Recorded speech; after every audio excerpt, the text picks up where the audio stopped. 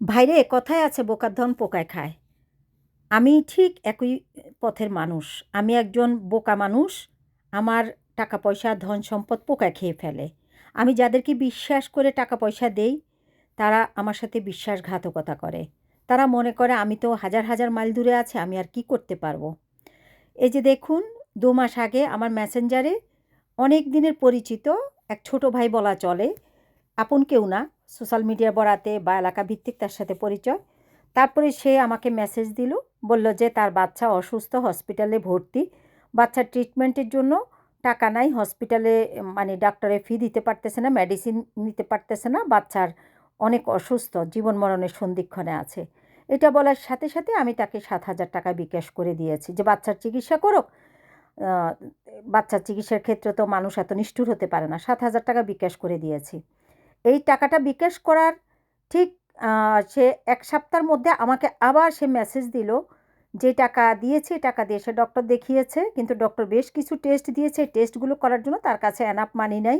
আমি তাকে আরও কিছু টাকা দেওয়ার জন্য, তো আমি তাকে বললাম আমি তো অলরেডি ৭,০০০ টাকা দিয়েছি। বলল যে ৭,০০০ টাকা দিয়েছেন, এখন এই টেস্টগুলো না করতে পারলে তো আমার বাচ্চাটা সুস্থ হবে না।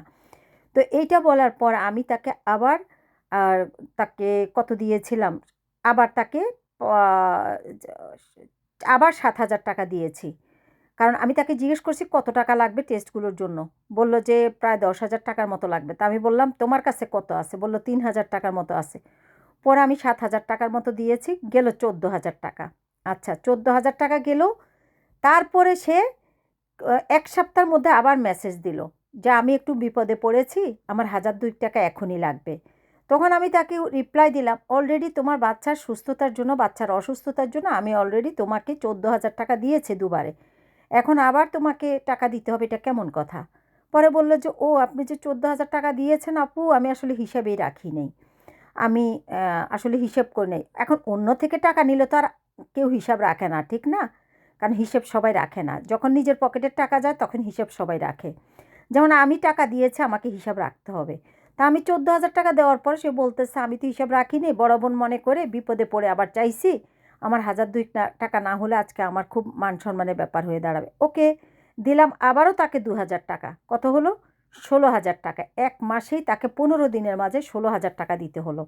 আচ্ছা, এই ১৬,০০০ টাকার পরে আমি আমার একটা কাজ নিয়ে আমি খুব জটিলতায় ভুগতেছিলাম গত ২-৩ মাস থেকে।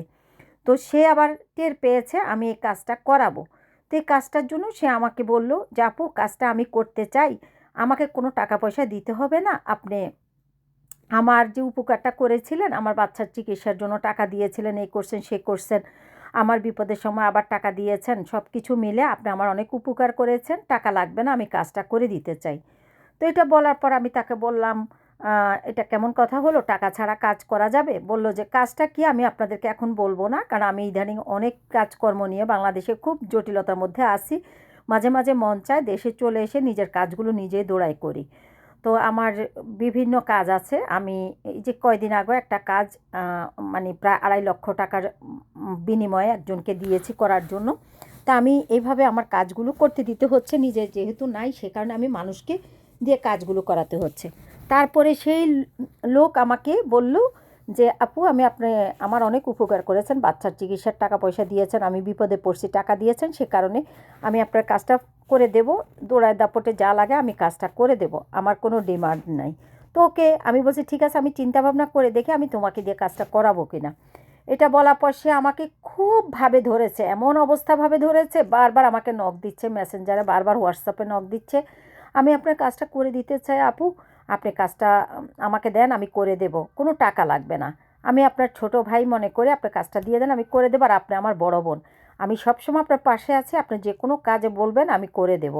তো এটা বলার পর আমি ভাবলাম ১৬,০০০ টাকা নিয়েছে, বাচ্চার জন্য ১৪,০০০ টাকা, নিজের জন্য ২,০০০ টাকা, ১৬,০০০ টাকা নিয়েছে, হয়তো তার মধ্যে কৃতজ্ঞতা বোধ থেকেই সে হয়তো আমার কাছে টাকাটা চাচ্ছে। অথচ সে কিন্তু ভুং ভাং করে মানে দামি মোটরসাইকেল চালায়, এই চালায়, সে চালায়, আমার মনেই হলো না সে তার বাচ্চার অসুস্থতার জন্য ১৪,০০০ টাকার বিপদে পড়েছে। যাই হোক, তারপরও বাচ্চা নিয়ে সে মিথ্যা কথা যদি বলে থাকে, আল্লাহ দেখেছে, আল্লাহ সেটা আল্লাহই দেখবেন সেটা, মানে আল্লাহ অবশ্যই সবার মনের খবর জানেন, বাহিরের খবর জানেন, সব কিছু জানেন। আমি আল্লাহর উপর ছেড়ে দিয়েছি। তো তাকে সে অনেকবার বলার পর তাকে বলছি ঠিক আছে তাহলে কাজটা করো।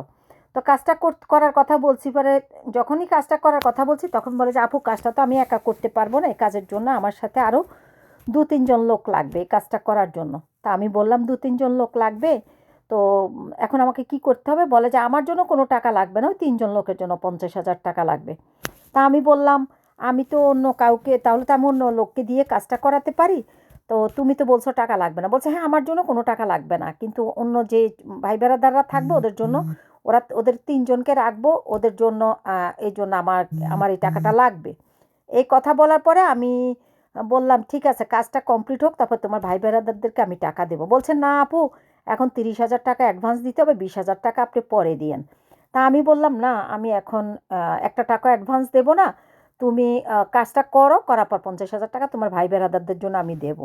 কিন্তু কোনোভাবেই সে নাছোড় বান্দা, তাকে টাকা দিতেই হবে। সমানে মেসেজ দিচ্ছে, সমানে হোয়াটসঅ্যাপ মেসেঞ্জারে একের পর এক মেসেজ দিচ্ছে, একের পর এক মেসেজ দিচ্ছে, খুবই বিরক্ত করতেছে। রাত আমার এখানকার টাইম মানে রাত্রে 10টা 11টা পর্যন্ত বাংলাদেশ টাইম, তখন হয়তো ভোর রাত, সমান এসে মেসেজ দিচ্ছে হোয়াটসঅ্যাপে মেসেঞ্জারে, কন্টিনিউ মেসেজ দিচ্ছে।